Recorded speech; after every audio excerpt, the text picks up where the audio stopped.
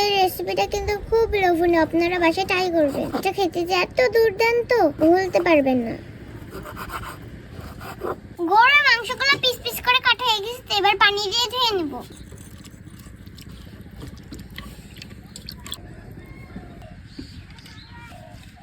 এই যে গরুর মাংস, এবার দিয়ে দেবো পেঁয়াজ কুচি। এই পেঁয়াজটা আমি আপুর কাছ থেকে কুটে নিয়েছি। এই যে পেঁয়াজ কুচি দিয়ে দিলাম।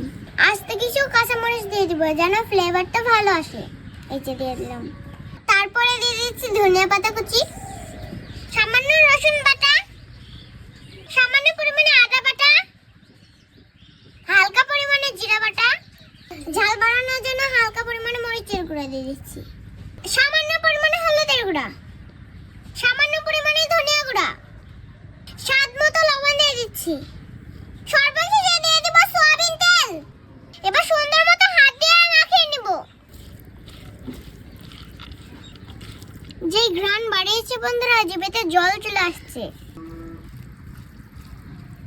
মাখানো শেষ, তো এবার সিদ্ধ করতে দিই। সিদ্ধ করার আগে চুলায় ফ্রাই প্যান বসিয়ে দিচ্ছি। তো এবার ফ্রাই প্যানের ভিতরে দিয়ে দিচ্ছি মিশ্রণটি।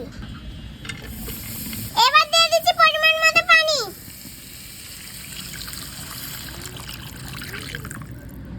তো এবার সুন্দর মতো নেড়ে নিচ্ছি। এবার আমি ঢাকনা দিয়ে ঢেকে সিদ্ধ করে নেব যেন মাংস ডাল সব সিদ্ধ হয়ে যায়। কি সুন্দর ঘ্রাণ বাড়িয়েছে, সিদ্ধ হয়ে গেছে। তো এবার আমি নামিয়ে নিব। দেখেন কি সুন্দর সিদ্ধ হয়েছে।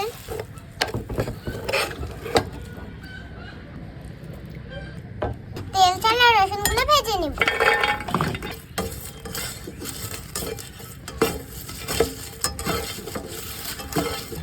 শুকনো মরিচ আর রসুন ভাজা হয়ে গেছে। তো এবার আমি পাটায় নামিয়ে নিব।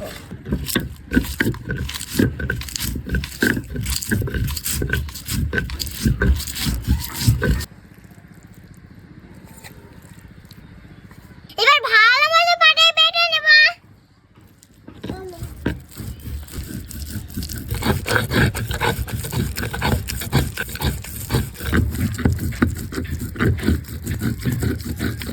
বন্ধুরা, আমার গরুর গোশত ভর্তা হয়ে গেছে। তো এবার লবণ দিয়ে মাখিয়ে নিব। দিয়ে দিচ্ছি। এবার সুন্দর মতো মাখিয়ে নিচ্ছি।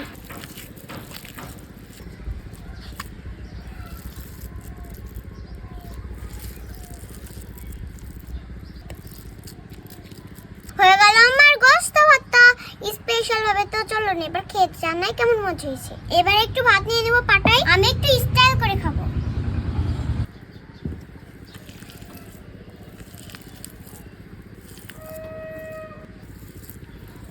বিসমিল্লাহ। অনেক টেস্টি।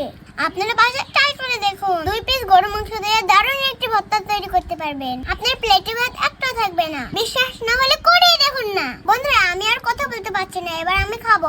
সবাই ভালো থাকবেন, সুস্থ থাকবেন। আল্লাহ হাফেজ, টাটা।